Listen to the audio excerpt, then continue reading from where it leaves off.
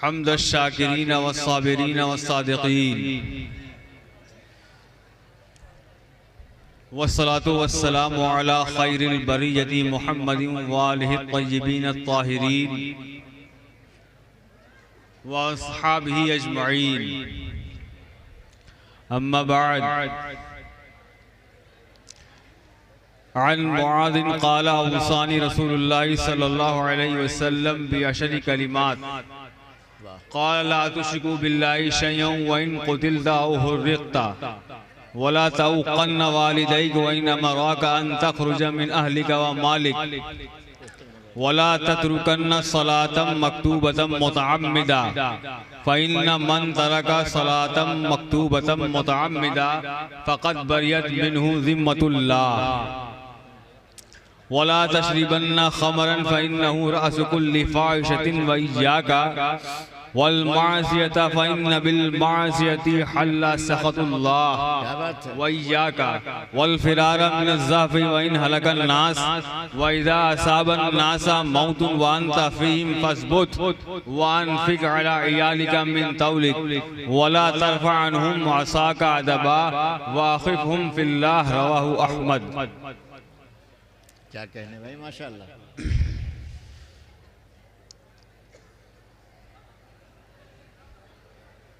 हाज़रीन मजलिस, काफ़ी देर से आप यहाँ बैठे हुए हैं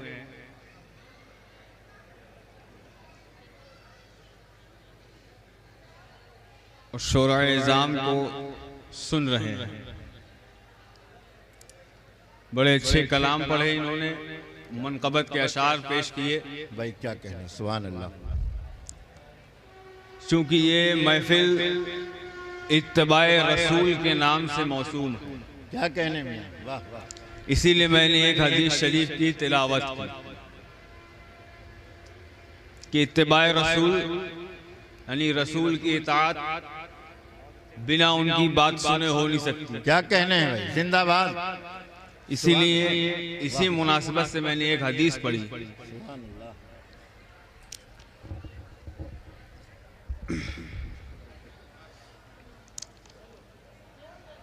तो आइए, इससे पहले कुछ अर्ज़ मारूज़ हो। तमाम लोग बावाज़े बुलंद सरकारे दो आलम की बारगाह में नज़राना अक़ीदत पेश करें। पढ़िए साथ में मिलकर दुरूद शरीफ। अल्लाहुम्मा सल्लि अला सय्यिदना मौलाना मुहम्मदिन मअदिल जूदि वल करमी व अलैहि सलातु व सलाम अलैका या रसूलल्लाह सल्लल्लाहु तआला अलैहि वसल्लम। बहुत थोड़ा सा वक्त लूंगा आपका, तवज्जो चाहूंगा। तवज्जो है आपकी? जी, इनायत करें। सुन रहे हैं? तवज्जो है आपकी? बोल दिए एक बार या रसूलल्लाह, सुभान अल्लाह। क्या कहने? तो हदीस शरीफ है, तो तर्जुमा सुनिए पहले। हजरत माज से हुजूर ने वसीयत, हजरत माज रिवायत करते हैं, कहते हैं कि औसानी रसूलुल्लाह, कि अल्लाह के रसूल ने मुझे वसीयत बिअशरी कलिमात 10 बातों की वसीयत की। सुभान अल्लाह। हदीस की इस पहले हिस्से को पढ़ने के बाद ज़हन में एक सवाल आता है, क्या वसीयत सिर्फ हजरत मास के लिए है? नहीं। क्या वसीयत सिर्फ हजरत मास के लिए है? तो हरगिज ये सवाल गलत है। मुराद सुबह क़यामत तक के आने वाले तमाम उम्मती। सुभान अल्लाह। क्या कहने, वाह। वसीयत की है। वसीयत कहते किसको है? आप जानते हैं वसीयत किस कहते हैं? वसीयत कहते हैं उस हुक्म को जिसके साथ ताकीद, ताकीदी हुक्म का नाम वसीयत। क्या तारीफ फरमाई मियां, वाह वाह। हुक्म तो आम होता है, लेकिन वसीयत खास है, यानी वो काम जिसकी तुमको ताकीद की गई। अब समझ में आया कि रसूलुल्लाह ने हजरत मास के जरिए क़यामत तक की सुबह तक आने वाले तमाम उम्मतियों को 10 बातों की ताकीद की। क्या कहने हैं, क्या कहने हैं, सुभान अल्लाह।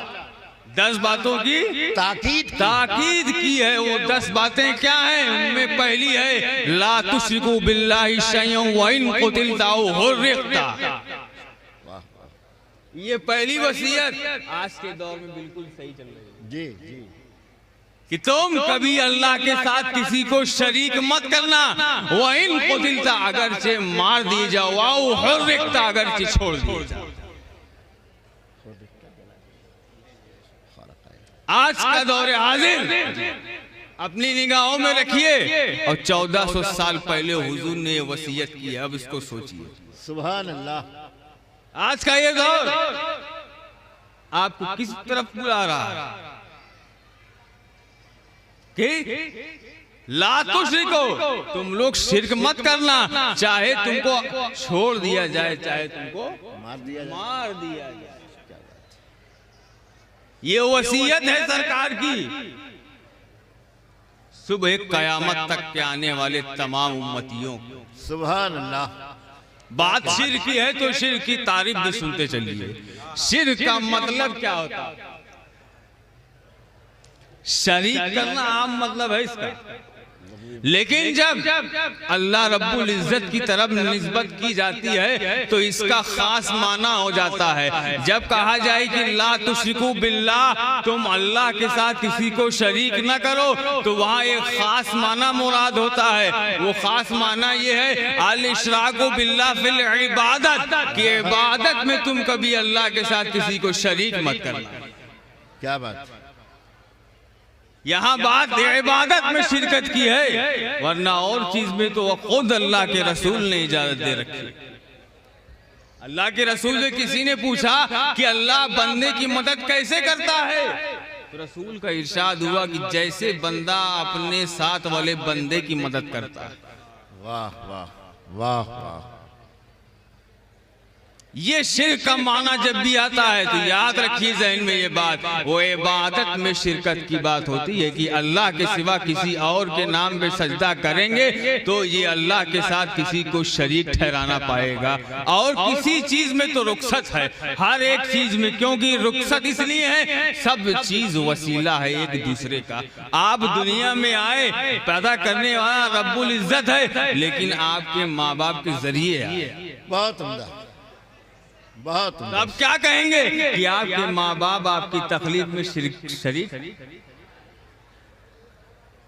हैं, आपके वालिदैन आपकी तकलीफ में अल्लाह रब्बुल इज्जत के साथ नहीं। तो शिर्क का माना यही याद रखिएगा, शिर्क का माना है अल्लाह के साथ इबादत में किसी को शरीक करना।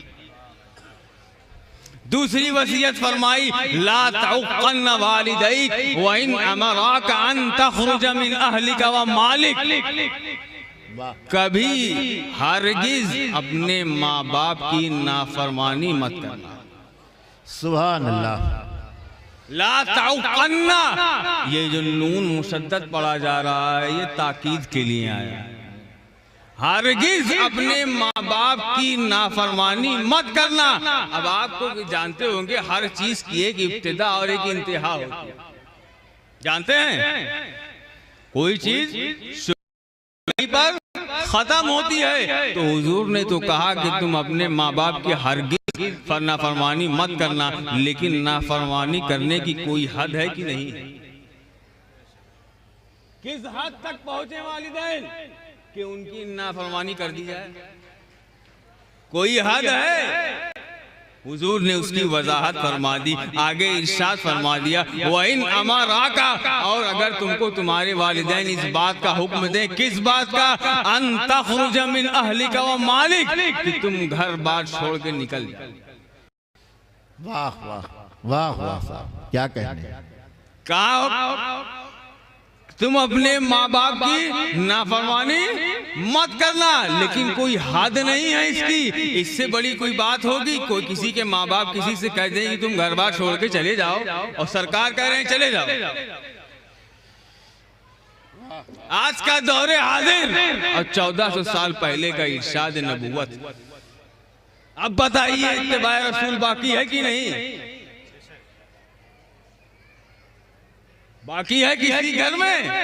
क्या कहेंगे। वाह इत्तिबाए रसूल का माना है ही नहीं किसी में। अल्लाह अल्लाह। 1400 साल पहले सरकार ने कहा कि अगर तुमको तुम्हारे वालिदैन घर बार छोड़ जाने का हुक्म दे तो चले जाना, उनकी नाफरमानी इस बात पे भी मत करना। आज हमारी कौम में सबसे ज्यादा इस चीज का गम। बैठे हैं यहाँ उलमा मशाइख, इनके पास रोते हुए लोग आते हैं, कहते हैं हजरत ताबीज दे दीजिए, बेटा बात नहीं मानता है कि नहीं हजरत? जी जी। आज हर घर की यही कहानी है कि तावीज दे दिए, दुआ कर दीजिए, बेटा बात नहीं सुनता। बात सुनेगा क्यों जब तुमने उसको अल्लाह और रसूल के मुताबिक तरबियत की ही नहीं। क्या कहने भाई, सुभान अल्लाह। वाह। जब अल्लाह और उसके रसूल के मुताबिक तरबियत करोगे तो सर झुका के हमेशा खड़ा रहे। बहुत अच्छी बात, वाह वाह। आज हर घर में ये मसला बरपा है। कोई घर इससे खाली नहीं कि वहां पर बाप बेटे में झगड़ा चल रहा है। झगड़ा इसी बात का चल रहा है। 1400 साल पहले इस बात की ताकीद रसूलुल्लाह ने कर दी थी। अब बताइए आलिमुल गैब व शहादा है कि नहीं? क्या बात है, सुभान अल्लाह सुभान अल्लाह। आलिमुल गैब व शहादा सरकार है कि नहीं? ताकीद का हुक्म दिया है, सिर्फ हुक्म नहीं दिया, कहा ताकीदी हुक्म है, ये वसीयत है मेरी। क्योंकि सरकार जान रहे थे सुबह क़यामत तक के आने का हालात बहुत ज्यादा खराब है। बहुत अच्छे भाई, बहुत अच्छे, वाह। ईमान पे रहना बहुत मुश्किल हो जाएगा। इसीलिए सरकार ने 1400 साल पहले ये वसीयत फरमा दी कि अपने माँ बाप के साथ कभी नाफरमानी ना करना, अगर से वो तुमको हुक्म दे दें कि अपने घर बाहर से निकल जाओ तो चले जाओ। क्या बात है, वाह। तीसरी वसीयत सरकार ने की, ला तशरिबन्न खमरा, बहुत कि शराब हरगिज मत पीना। शराब हरगिज मत पीना, फइन्नहु रअस कुल्ली फाहिशा, हर बुराई की वो जड़। क्या सच्चाई है भाई, वाह वाह। हर बुराई की जड़ है। क्यों? शराब नशे वाली जो भी चीज होती है वो अक्ल उससे जायल हो जाती है। इंसान को समझ में नहीं आता उस वक्त कि वो क्या कर रहा है क्या नहीं कर रहा है। बहुत उम्दा।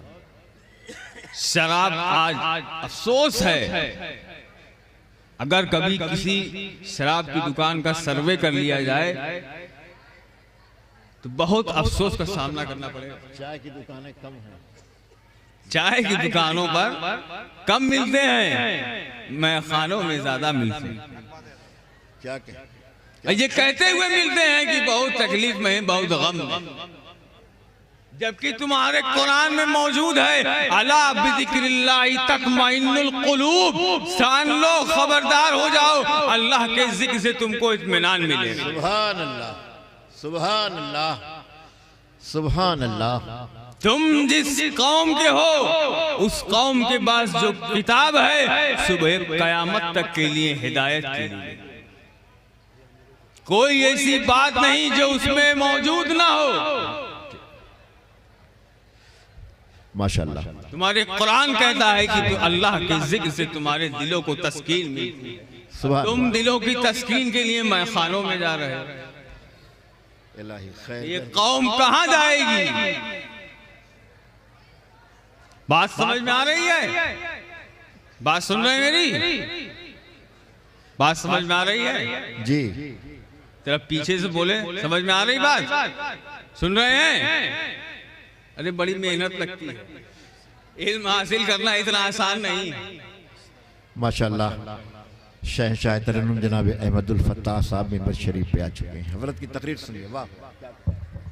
बहुत मुश्किल एक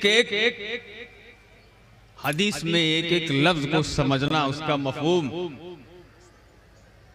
बहुत मेहनत लगती है। मफहूम ना समझने की वजह से तो ये इतनी बड़ी जमात तैयार है। ये जमात मफहूम न समझने की वजह से है कि इन्होंने खाली अरबी पढ़ा, तर्जुमा करके चले गए। हमारे हजरत शम्सुल उलमा फरमाते हैं कमाल इबारत का पढ़ना नहीं होता, कमाल मुसन्निफ की मुराद तक पहुंचना। वाह वाह वाह, कमाल मुसन्निफ की मुराद तक पहुंचना है। वाह, कमाल इबारत का पढ़ना नहीं, वरना हमसे तेज अच्छी इबारत पढ़ते हैं। क्या कहने हैं, हमसे तेज इबारत पढ़ते हैं वो, लेकिन एक लफ्ज का भी मुराद उसकी मफहूम नहीं समझते, मानिए मुराद तक नहीं। तो बहुत गौर से सुनिएगा। मैंने आपको 3 वसीयतें बताई। हुजूर ने हजरत मास को वसीयत की 10 सुबह कयामत तक के आने वाले किसके लिए? सारी उम्मत के। किसके लिए? पूरी उम्मत के लिए। सुभान अल्लाह, सुभान वो अल्लाह। भेजे गए सिर्फ इंसानों के लिए नहीं, कुल मखलूक खुदा के लिए। बहुत अच्छे हज़रत, सुभान अल्लाह, क्या इस्लाही गुफ्तगू हो रही है माशाअल्लाह। वाह वाह। आगे इरशाद हुआ वल मासियता फइन्न बिल मासियती हल्ल सखतुल्लाह।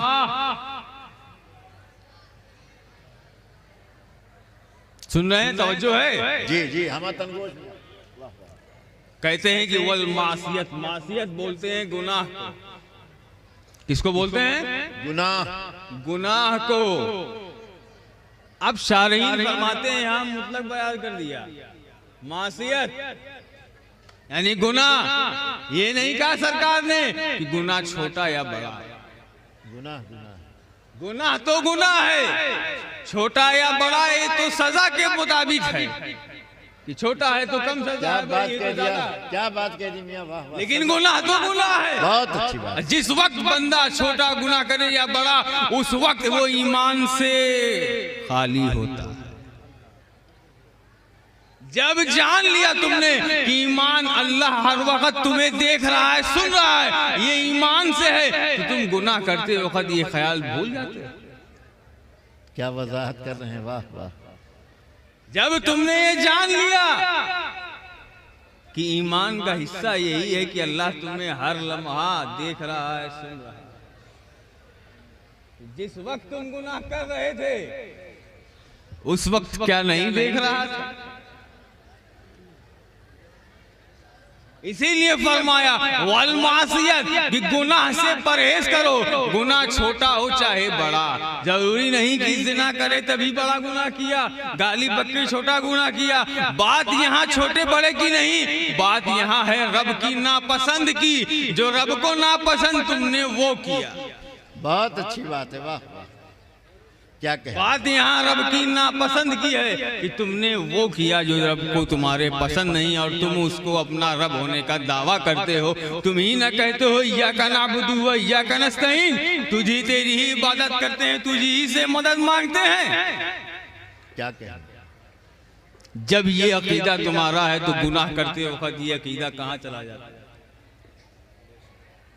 उस वक्त भी ये ख्याल हाजिर हो जाए कि मेरा रब मुझे देख रहा है। सुभान अल्लाह। तो बताओ तुम्हारी कैफियत क्या होगी? क्या बात। इसीलिए फरमाया सरकार ने कि गुनाह छोटा हो चाहे बड़ा, उससे परहेज करो। क्यों परहेज ना करना? ये तुम्हारे ईमान की कमजोरी है। अल्लाह अल्लाह। आगे इरशाद होता है वल फिरार मिनज़ ज़हब। अभी तो नहीं, आगे आने वाला है। वल फिरार मिनज़ ज़हब व इन हलकन नास। और जब जंग हो तो भागना नहीं, और जब जंग हो तो भागना नहीं। किस हद तक जंग की जाएगी? इन हलकन नास, बर्बाद होने तक। वाह। जंग की यही इंतहा है, इन हलकन नास। अगर लोग हलाक, बैठो, हलाकत तक लड़ते रहो अल्लाह के नाम पर, लेकिन हक के लिए, ना हक या जुल्म के लिए हरगिज नहीं इस्लाम ने कहा तलवार उठाने को। बहुत अच्छी बात शहजादे। हमारे सरकार ने तलवार तभी उठाई जब जुल्म की बात हुई, जब ना हक की बात हुई, लोग एक दूसरे का जब हक छीनने लगे, जुल्म करने लगे अपने से छोटों पर, तब सरकार ने तलवार उठाने की बात की। वरना इस्लाम सिर्फ अखलाक से फैला। आगे इरशाद होता है वइज़ा असाबन नासा मौतुन व अंत फीहिम, ये गुजर चुका है। वाह। वइज़ा असाबन नासा मौतुन व अंत फीहिम,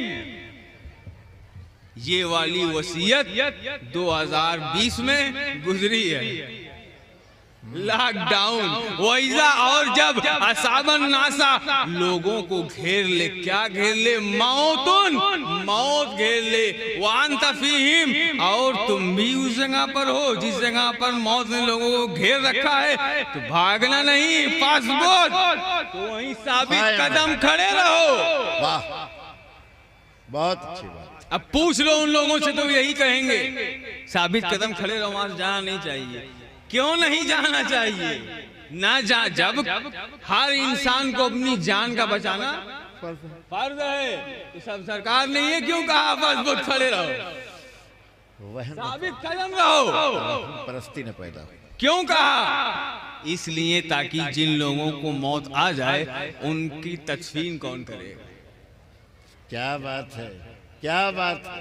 वाह। जिन लोगों को मौत आ जाए उनकी तदफीन कौन करेगा, उनको कफन कौन देगा, उनकी नमाज कौन पढ़ेगा। चुनांचे लॉकडाउन में आपने देखा होगा किस तरीके से लोग मर रहे थे और कोई पूछने वाला भी नहीं। हमने खुद अपने मोहल्ले के एक साहब को देखा कि उनका दूर से वो उनके अपने बेटे को देख रहे थे, उनके करीब नहीं गया, ऐसे ही मर गए, पन्नी में लपेट गड्ढे में डाल दिया। जहालत का ये आलम था, बेटे को इल्म दीन सिखाया ही नहीं था। जब बेटे को दीन का इल्म नहीं सिखाया तो बेटे को ये मसला भी नहीं पता कि बिना जनाजे की नमाज अगर किसी को दफन कर दिया जाए तो 3 दिन का वक्त होता है उसकी कब्र पे जाके नमाज पढ़ने का। जी। जब बेटा दीन के इल्म से गाफिल है तो उसको पता भी नहीं। 3 दिन क्या 3 महीने गुजर गए, वो साहब अपनी कब्र में चले गए बिना गुस्ल, बिना कफन, बिना जनाजे की नमाज। इसीलिए सरकार ने फरमाया कि जब तुम्हें वबाई मौत फैल जाए तो घबराना नहीं, वहां से भागना नहीं। तुम्हें मारने वाला, तुम्हें जिलाने वाला वो अल्लाह है। अगर तुम्हारी तकदीर में मौत होगी तो मरोगे, नहीं होगी तो कोई मार भी नहीं पाएगा। लेकिन ठहरो इसलिए कि तुम्हारा जो दूसरा मुसलमान भाई है अगर उसको मौत आ जाए तो उसका तकफीन करने के लिए कोई होना चाहिए वहां मौजूद, जो उसके कफन करे, जो उसको दफन करे, उसकी नमाज पढ़े। ये जरूरियात है हर एक मुसलमान के लिए। इसीलिए सरकार ने फरमाया कि जब भी कैसी मौत वबाई फैल जाए कि इसमें लोग मरने लगे तो घबराना नहीं चाहिए, इंसान को वहीं मौजूद रहे। रसूलुल्लाह ने 1400 साल पहले ये बात साबित कदम रहो। सुभान अल्लाह।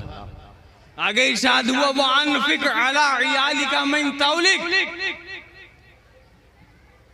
ये बात तो है लेकिन तरीका गलत है। और खर्च करो अपने अहलो अयाल पर, और वानफिक, और खर्च करो अपने अहलो अयाल पर, अपने अहलो अयाल, अपने बीवी बच्चों पर, लेकिन सही तरीके से खर्च करो। इस तरीके से मत खर्च करो कि उनके अंदर अनानियत आ जाए, ये बेढंगे ना हो जाए। बहुत अच्छी बात। खर्च तो करो उन पर लेकिन उनको ढंग का बनाओ, तरबियत के साथ उन पे खर्च करो। खर्च करने से इस्लाम ने कभी रोका नहीं। बार बार हुक्म दिया, चौथा पारा शुरू ही यहीं से होता है, लन तनालुल बिर्रा हत्ता तुनफिक, तुम नेकी हासिल ही नहीं कर सकते जब तक तुम खर्च ना करो। लेकिन खर्च करना पैसा सही जगह पर होना चाहिए, सही चीज के लिए होना चाहिए। घर वालों पर खर्च हो तालीम के लिए, अच्छी से अच्छी तालीम दो। जिस तरह से महंगे स्कूलों में भेजते हो उसी तरह से बढ़िया से कारी साहब को भी रखो। बहुत अच्छी बात, सुभान अल्लाह। जिस तरह से अच्छे कॉन्वेंट स्कूल में भेजा जाता है उसी तरह से बढ़िया कारी साहब को पकड़ के लाओ, उनको 10,000 महीना दो, लेकिन कुरान सही पढ़े तुम्हारा बच्चा, ये जरूरी है। 10,000 कम कहा, कुछ बढ़ा दीजिए। 10 बच्चे पढ़ेंगे तो 1 लाख हो जाएगा। 10,000 कम है, कुछ बढ़ा दीजिए। माशाअल्लाह, क्या बात। खर्च कीजिए लेकिन तरीके में खर्च कीजिए। 10,000 अगर कॉन्वेंट पढ़ाने में करें तो कम से कम अपने बच्चे को दीन की तालीम देने वाला अच्छा आलिम, अच्छा कारी, अच्छा हाफिज रखें। बहुत अच्छा, सुभान अल्लाह। मादरत के साथ कहूंगा, ये हाफिज ये कुर्रा ये आलिम सही उस वक्त होंगे जिस वक्त तनख्वाह बढ़ी जाएगी। बहुत तजर्बे की बात कही भाई, छोटी सी उम्र सही हो जाएंगे उस वक्त जब इनको इनकी जरूरत के मुताबिक तनख्वाह मिल जाएगी। छोटी उम्र में बड़ी बात कह दिया, वरना यूं ही ये परेशान रहते हैं अपनी जरूरियात को पूरा करने के लिए, तो आपके बच्चे को सही से टाइम मिलेंगे। क्या कहने साहब, क्या कहने, वाह वाह वाह। जब इनकी जरूरत होगी। तकबीर, बाबा से बुलंद नारे तकबीर, नारे रिसालत, फैजान हुजूर शमसुल उलमा। क्या कहने में, बहुत अच्छी बात, वाह वाह। वानफिक अला अयालिका मिन तौली, और अपने बच्चों पर पैसा सही जगह पे, बहुत वाह वाह वाह, सुभान अल्लाह। दीन सिखाने में भी खर्च करो, बड़े अच्छे मदरसों में भेजो, उसके जो असातिज़ा हो उनकी भी खिदमत कीजिए, जो हो सके नज़ाना उनको भी दीजिए,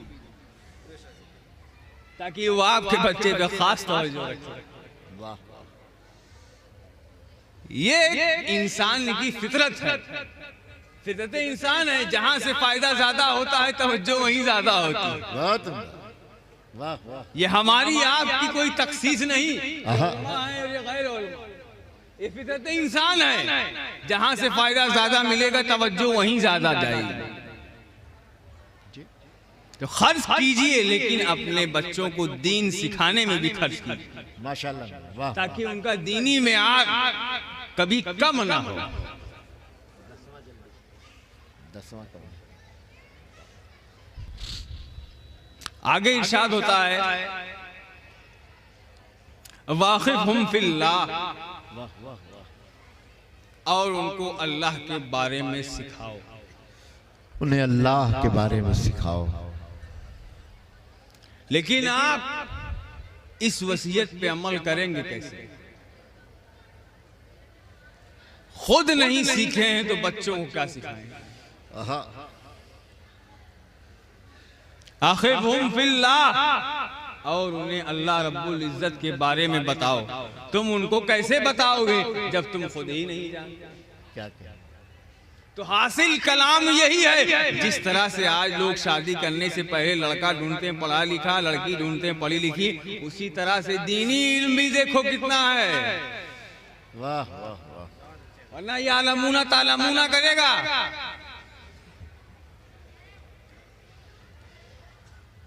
आज हमारा दीनी म्यार इतना गिर चुका है, किसी भी इंजीनियर हो चाहे डॉक्टर IIT का हो चाहे KGMC का, उसको पूछ लीजिए सूरह फातिहा सही से पढ़ दे। ये हकीकत कब खुलती है? जब निकाह पढ़ाने की बात आती है। जब कलमा पढ़ाया जाता है तो उसमें इज्जत करनी पड़ती है। क्या कहने? उस वक्त मालूम पड़ता है ये साहब बहुत बड़े प्रोफेसर हैं, लेकिन मुसलमान के नाम पे क्या बात। ये उस वक्त खुलती, बहुत शर्मिंदगी महसूस होती कि जब निकाह पढ़ाया जाता है तो काजी साहब को बुलवाते हैं ना। हमारे यहाँ तो 3 है हजरत, कुछ जगह 6 कलमा पढ़ाते हैं। वहाँ नजराना ज्यादा मिलता होगा। ये हाल है। पढ़ाइए बच्चों को, दीन पढ़ाइए, दीन सिखाइए।